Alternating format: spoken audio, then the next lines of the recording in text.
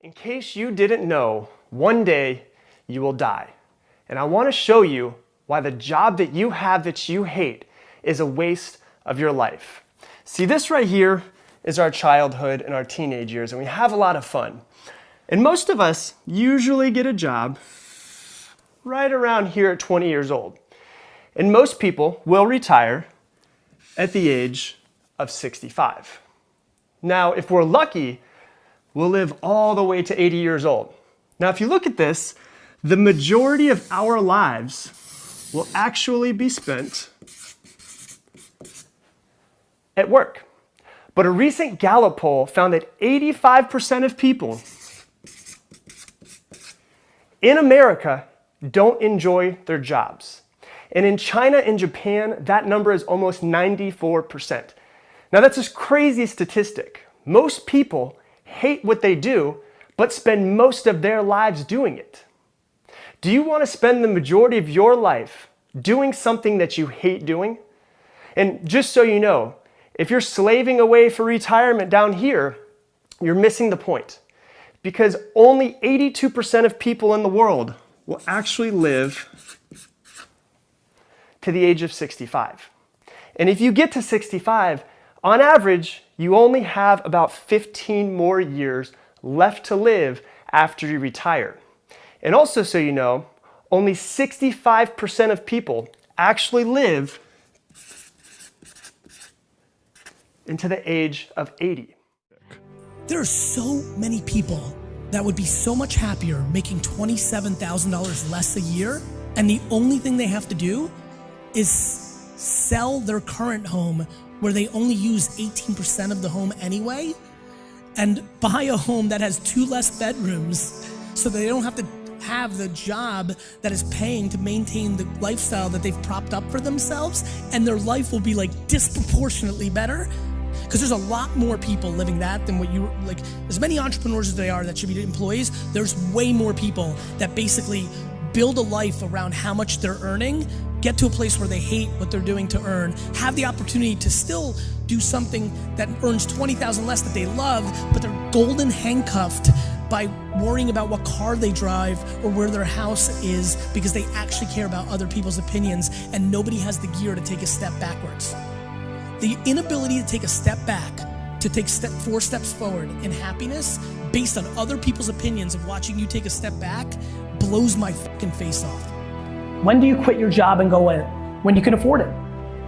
Happiness is so unbelievably addictive.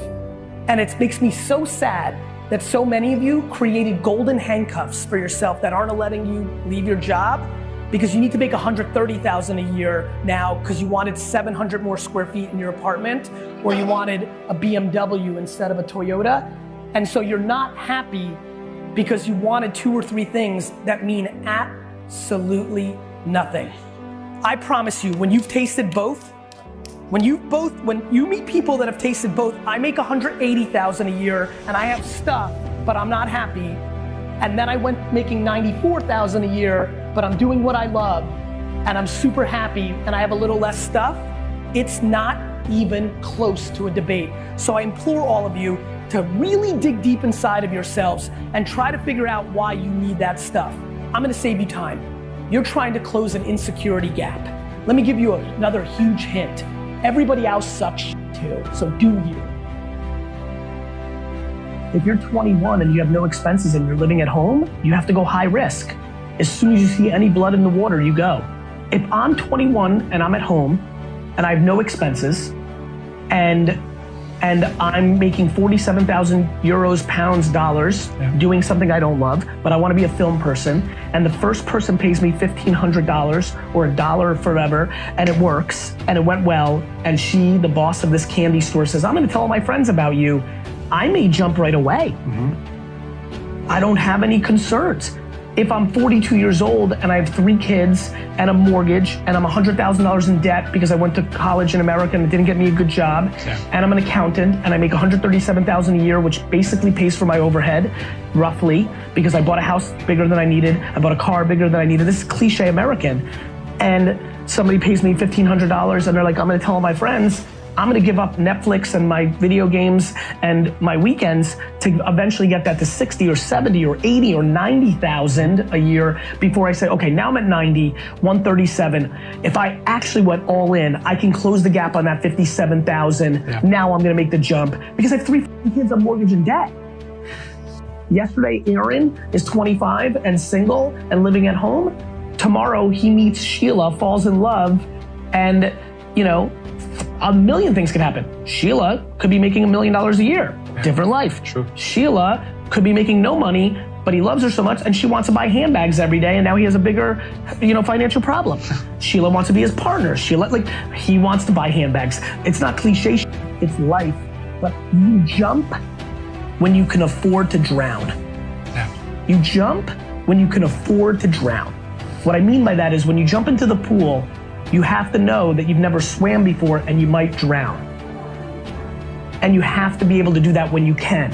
And at 21 living at home, you can. Yeah. Because you can go back and get a job, you have no overhead, right?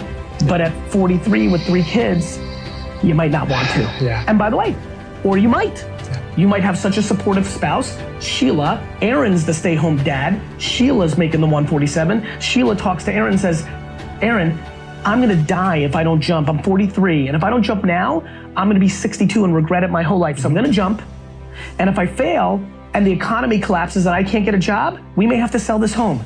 We may have to move in with our parents in Florida. Yeah. But I have to do that and take the loss in front of everybody's eyes that we're losers and we f***ed up. Because I know myself, and I know if I don't jump now, I'm gonna be miserable for 40 years that I was an accountant for my whole life. The reason I want everybody to live the way I do, which is do not care what other people think, once you go there, you're willing to jump, you're willing to drown, you're willing to move in with your 80-year-old parents and look like losers with your kids because you just don't care. The reason people aren't letting themselves get happy is because they value other people's opinions more than they value their happiness. They literally value their parents, their siblings, their best friends, and society's opinion more than their own happiness. Yeah. They value, you live your life that you value other people's opinions more than being happy.